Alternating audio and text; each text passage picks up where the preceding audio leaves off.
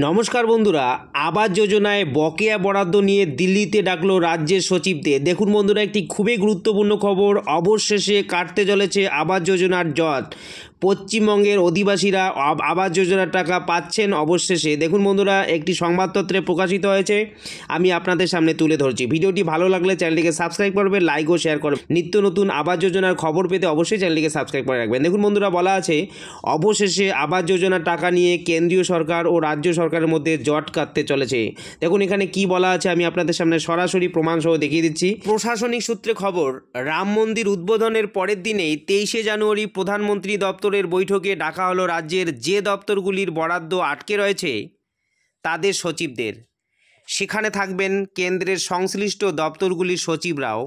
সূত্রে দাবি, ইতিমধ্যেই মুখ্য সচিব ভগবতী প্রসাদ গোপালিকার কাছে কেন্দ্রের লিখিত বার্তা এসেছে।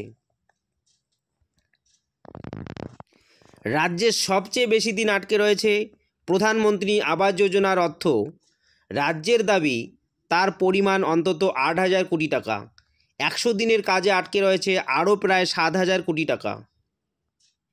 বকেয়া বরাদ্দের দাবিতে প্রধানমন্ত্রী নরেন্দ্র মোদীর সঙ্গে মুখ্যমন্ত্রী মমতা বন্দ্যোপাধ্যায়ের বৈঠকের পর জট কাটানোর পথ খুঁজতে কেন্দ্র রাজ্য যৌথ কমিটি তৈরির প্রস্তাব দিয়েছিল কেন্দ্র সরকার।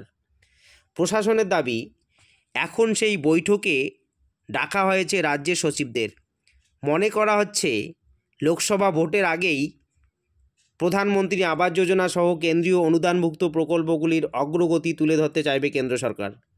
মোদির পাখির চোখ সেই আবাস যোজনা এ রাজ্যে দীর্ঘদিন ধরে বন্ধ রয়েছে। যদিও প্রকল্পের আওতায় প্রায় 11 লক্ষ উপভোক্তার নাম রয়েছে এই আবাস যোজনার তালিকায়। ফলে সেই প্রকল্পের বরাদ্দ ঘিরে বাড়তি আশা রয়েছে রাজ্যের, অর্থাৎ রাজ্যের মানুষের আশা রয়েছে সেই আবাস যোজনার টাকা পাওয়ার জন্য। লোকসভার ভোটের আগেই কিন্তু সেই টাকা অ্যাকাউন্টে আসতে পারে। দেখুন বন্ধুরা, এটি একটি খুবই গুরুত্বপূর্ণ খবর। রাজ্যের সচিবদের ডাকা হলো কেন্দ্র সরকারের পক্ষ থেকে, অর্থাৎ আবাস যোজনা নিয়ে জট কাটার সম্ভাবনা রয়েছে।